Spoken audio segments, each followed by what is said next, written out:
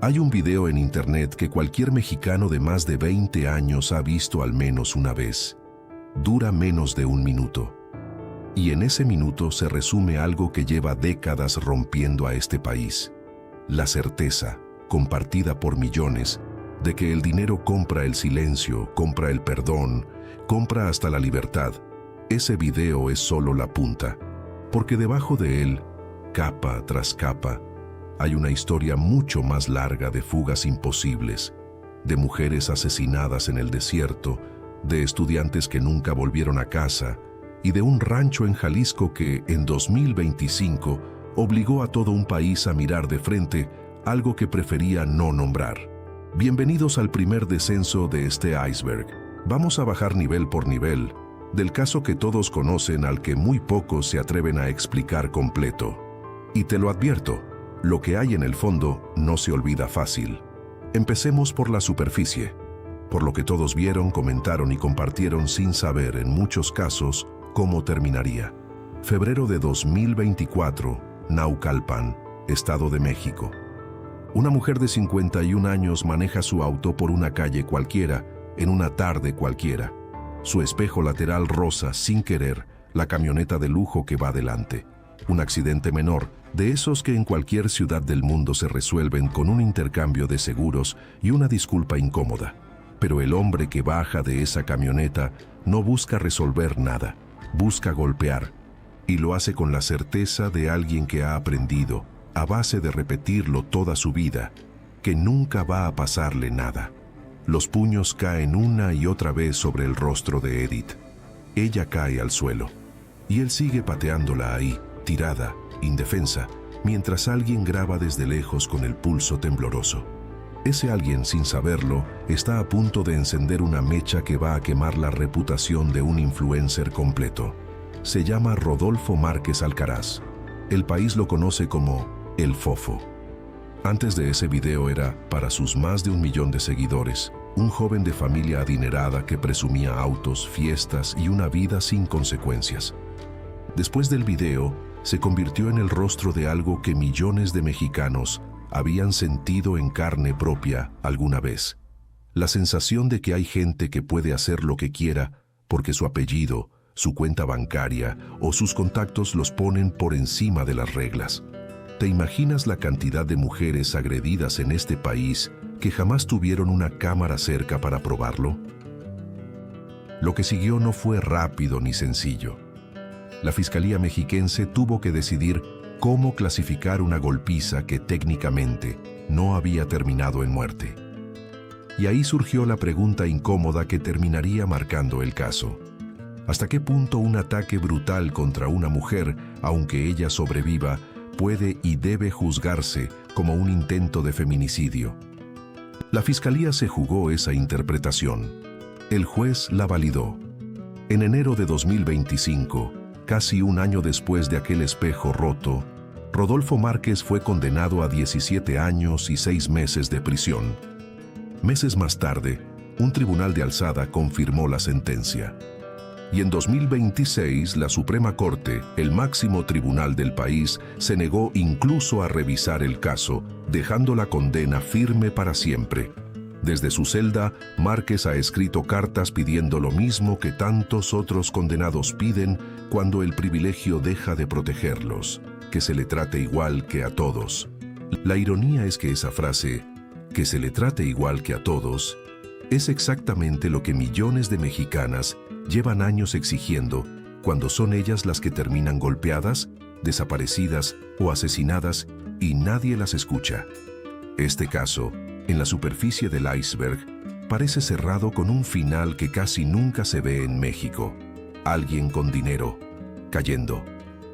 Pero baja un nivel más con nosotros, porque el siguiente caso de esta primera capa no terminó con una condena.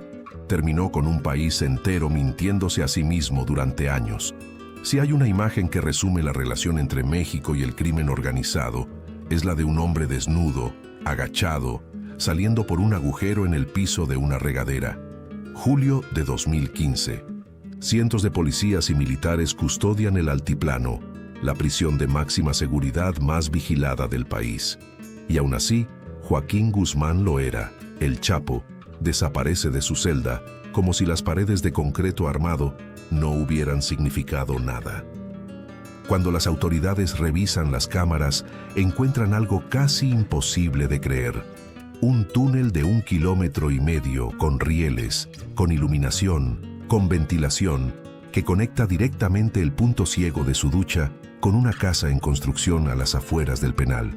Alguien tardó meses en excavarlo y nadie, en la prisión de mayor seguridad de México, se dio cuenta.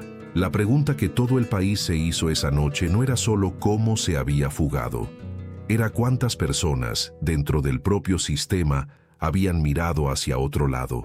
Porque un túnel así no se cava en secreto sin cómplices. Requiere ingenieros, requiere maquinaria, requiere tiempo y, sobre todo, requiere silencio comprado en los lugares correctos. El gobierno mexicano, apenas meses antes, había presumido la recaptura de Guzmán como un triunfo histórico contra el narcotráfico. La fuga convirtió ese triunfo en una humillación internacional. Estados Unidos exigió explicaciones. La prensa mundial habló de México como un país donde ni siquiera sus cárceles de máxima seguridad son de fiar. Guzmán estuvo libre 6 meses. Los usó para reorganizar su cártel, para dar entrevistas clandestinas y, según se supo después, para intentar producir una película sobre su propia vida.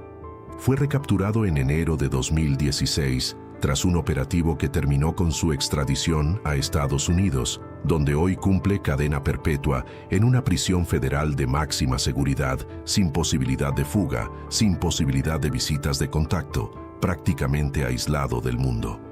Su historia, la de un campesino de Sinaloa que llegó a controlar una de las organizaciones criminales más poderosas del planeta, sigue siendo uno de los símbolos más estudiados del narcotráfico mexicano.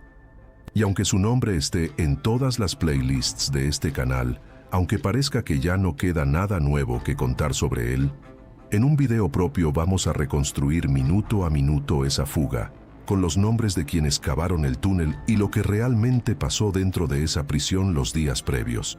Bajamos un nivel más. Y aquí el iceberg empieza a doler distinto. Ciudad Juárez, frontera con El Paso, Texas.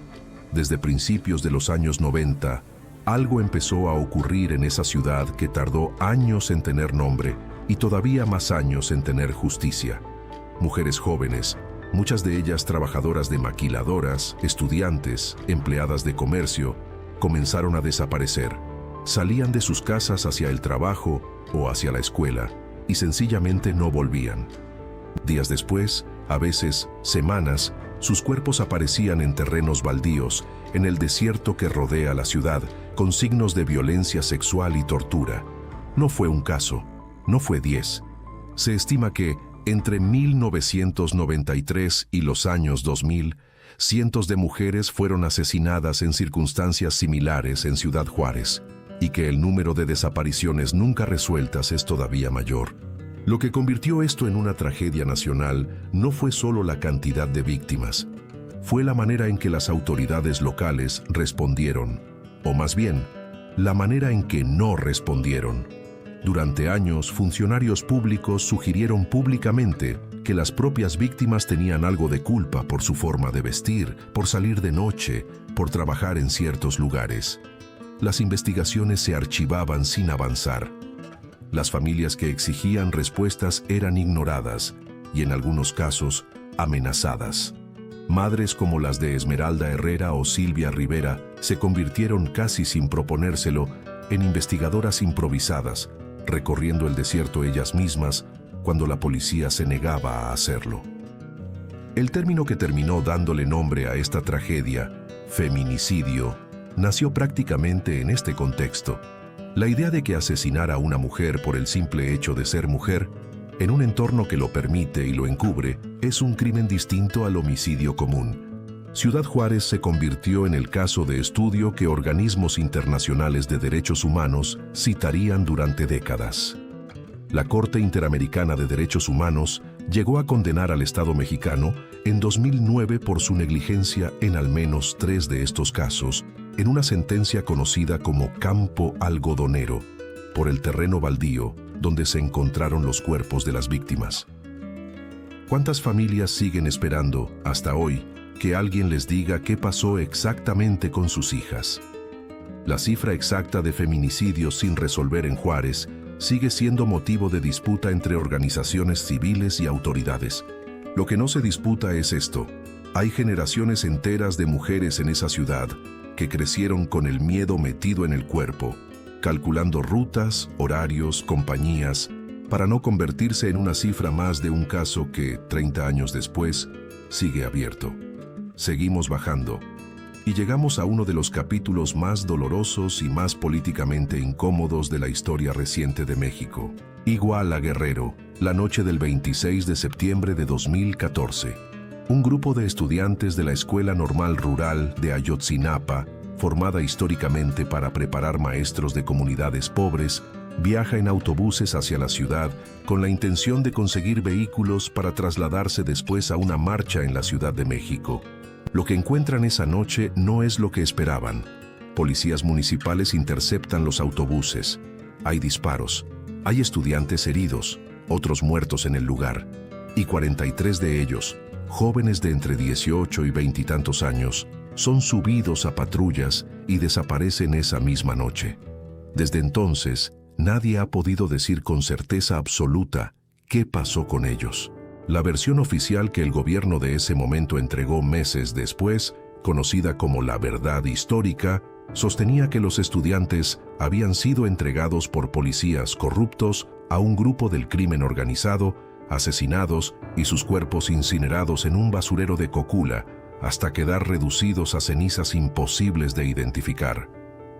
Peritos internacionales, entre ellos un equipo de expertos convocado por organismos de derechos humanos, revisaron esa versión con lupa científica y encontraron algo perturbador. Era, en términos técnicos y físicos, prácticamente imposible que un incendio de esas características hubiera podido consumir tantos cuerpos en esas condiciones. La verdad histórica empezó a caerse a pedazos frente a la evidencia. Lo que quedó, más de una década después, es una herida que México no ha logrado cerrar. Familiares de los 43 normalistas siguen exigiendo respuestas en cada aniversario, cada 26 de septiembre, marchando con las fotografías de sus hijos en el pecho, porque el Estado, hasta ahora, no ha logrado entregarles ni justicia ni certeza plena. Se han encontrado algunos restos, identificados mediante pruebas de ADN en laboratorios extranjeros, que corresponden a un puñado de los estudiantes. Del resto, nada. Y la pregunta que atraviesa este caso no es solo quién disparó esa noche, es hasta dónde llegaba la complicidad entre policías municipales, autoridades estatales y grupos criminales en una parte del país donde, durante años, esas tres cosas dejaron de ser mundos separados. Este caso, por su magnitud, por sus capas de corrupción institucional y por lo que sigue sin resolverse, merece un video completo dedicado solo a reconstruir esa noche, minuto a minuto. Aquí solo estamos rozando la superficie de lo que hay debajo. Y hablando de superficies rotas, bajemos otro nivel, hacia un episodio que muchos mexicanos jóvenes desconocen por completo y que, sin embargo, marcó el inicio de una desconfianza histórica hacia el Estado que todavía hoy no se ha curado del todo. México, octubre de 1968. Faltan 10 días para que la ciudad reciba los Juegos Olímpicos, el evento que el gobierno quiere mostrar al mundo como la prueba de que el país ha entrado, por fin, a la modernidad. Pero por dentro, el país hierve. Estudiantes universitarios llevan meses en huelga, protestando contra la represión policial y exigiendo libertades democráticas básicas. El 2 de octubre, miles de ellos se reúnen en la Plaza de las Tres Culturas, en Tlatelolco, para lo que iba a ser un mitin más pacífico, como tantos otros de esos meses. Lo que ocurrió después se conoce, entre otras cosas, gracias a documentos desclasificados décadas más tarde. Francotiradores de un grupo paramilitar conocido como el Batallón Olimpia, vestidos de civil con un guante blanco en la mano para reconocerse entre ellos, dispararon primero desde los edificios que rodean la plaza. El ejército, apostado abajo, respondió disparando hacia la multitud, convencido de que el fuego venía de los propios manifestantes. En cuestión de minutos, la plaza se convirtió en una trampa mortal. No existe hasta hoy una cifra oficial y confiable de cuántas personas murieron esa noche. Las estimaciones, según distintas investigaciones históricas, van desde varias decenas hasta varios cientos. Durante años, el gobierno mexicano sostuvo la versión de que habían sido los propios estudiantes quienes provocaron el enfrentamiento.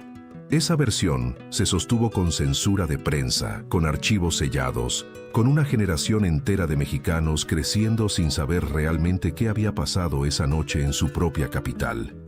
No fue hasta los años 2000, con la desclasificación de documentos de inteligencia mexicana y estadounidense, que se pudo reconstruir con más claridad el nivel de planeación detrás de la matanza. Ningún funcionario de alto rango llegó a pagar en prisión por lo ocurrido en Tlatelolco. El caso formalmente sigue sin justicia. Y esa impunidad, la de un Estado que dispara contra su propia juventud y después borra la evidencia, se convirtió en la plantilla que muchos otros crímenes de este país repetirían después, una y otra vez, durante décadas. Si crees que estas historias merecen ser contadas, que estas personas, sean estudiantes de 1968, mujeres asesinadas en Juárez o jóvenes desaparecidos en Guerrero, merecen ser recordadas con nombre y no como una cifra más. Suscríbete a este canal. No cuesta nada de tu parte y es, literalmente, la forma más simple de que sus historias no terminen enterradas en el olvido, como tantas veces ha querido este país. Seguimos bajando, y aquí el iceberg cambia de forma. Dejamos la violencia contra los civiles inocentes y entramos al terreno de la guerra entre el Estado, la droga y el dinero. Guadalajara, febrero de 1985. Enrique Camarena, agente encubierto de la Agencia Antidrogas estadounidense, la DEA, lleva años trabajando dentro de México infiltrado en las estructuras del narcotráfico.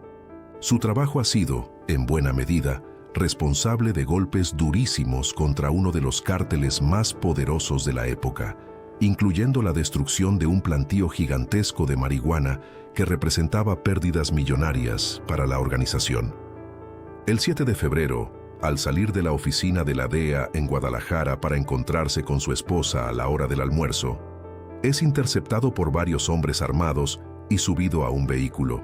Nunca llega a esa comida. Un mes después, su cuerpo y el de un piloto mexicano que trabajaba con él son encontrados en un rancho a las afueras de la ciudad. Los exámenes médicos confirmarían algo que el gobierno estadounidense no pudo pasar por alto. Camarena había sido sometido a un interrogatorio brutal durante horas antes de morir.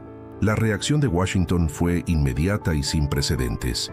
El gobierno estadounidense prácticamente cerró la frontera durante días, exigiendo resultados, y desplegó una operación de presión diplomática y de inteligencia dirigida a capturar a los responsables, entre ellos Rafael Caro Quintero, uno de los fundadores del Cártel de Guadalajara y considerado durante años el narcotraficante más buscado de México.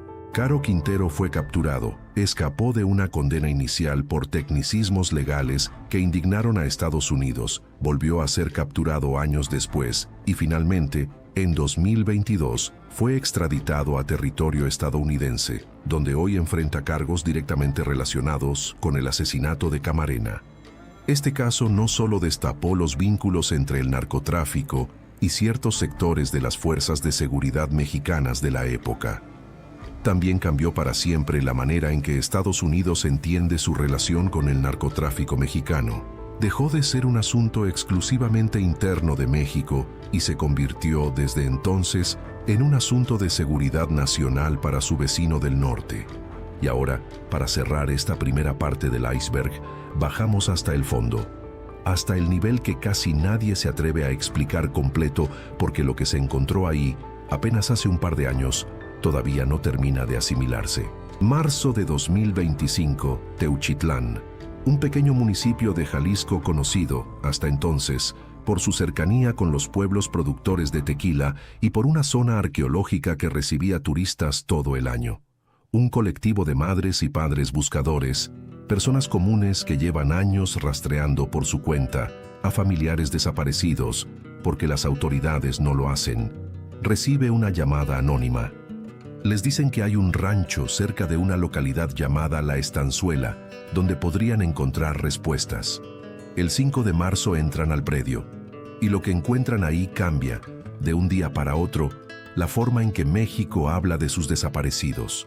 No es solo un terreno con restos humanos, es lo que parece ser una instalación completa, ropa y calzado apilados por cientos, como si sus dueños hubieran sido despojados de todo antes de algo peor.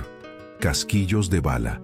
Estructuras que, según las primeras investigaciones, funcionaban como campo de entrenamiento y reclutamiento forzado para el cártel Jalisco Nueva Generación. Y en un punto del predio, 3 hornos improvisados con huesos calcinados dentro, que los propios colectivos de búsqueda no dudaron en llamar por su nombre más crudo: un centro de exterminio. Lo más inquietante de todo esto es que ese rancho ya había sido intervenido por autoridades meses antes, en septiembre de 2024, tras un enfrentamiento entre el ejército y presuntos miembros del cártel. En ese momento, según la información oficial, no se reportaron hallazgos de restos humanos.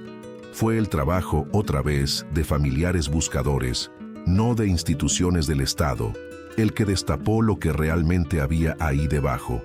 La presidenta de México pidió que la Fiscalía General de la República interviniera directamente.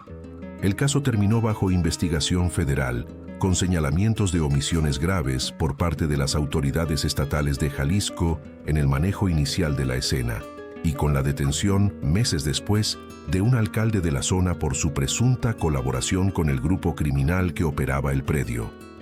Todo esto sigue bajo proceso judicial. Son señalamientos e investigaciones abiertas, no condenas. Un año después del hallazgo, las familias que llegaron esperando encontrar respuesta a años de búsqueda siguen, en su mayoría, sin ellas. El acceso a los objetos personales encontrados en el rancho ha sido, según denuncian los propios colectivos, escaso. Y la pregunta que queda flotando sobre Teuchitlán es la misma que ha perseguido a México durante décadas, la que ya vimos en Tlatelolco, en Juárez, en Ayotzinapa. ¿Cuántos Rancho Izaguirre más existen ahora mismo, en este momento, en algún punto del país, sin que nadie los haya encontrado todavía? Aquí termina el primer descenso de este iceberg. Desde la superficie de un video viral que todos compartimos sin pensar demasiado, hasta el fondo de un campo de exterminio que apenas empezamos a entender. Entre uno y otro, 6 historias que no son casualidad ni excepción, son el mismo patrón repitiéndose, generación tras generación, con nombres distintos. Si este primer nivel te dejó con ganas de más, no puedes perderte la historia completa de la fuga de El Chapo Guzmán, con los nombres de quienes cavaron ese túnel bajo la regadera y lo que realmente ocurrió dentro del altiplano en las horas previas. Un caso que ya tenemos preparado en este canal con todo el detalle que aquí solo pudimos mencionar. La próxima vez que bajemos a este iceberg iremos todavía más profundo. Y te lo adelanto, ahí abajo hay historias que muy pocos canales se atreven a contar completas.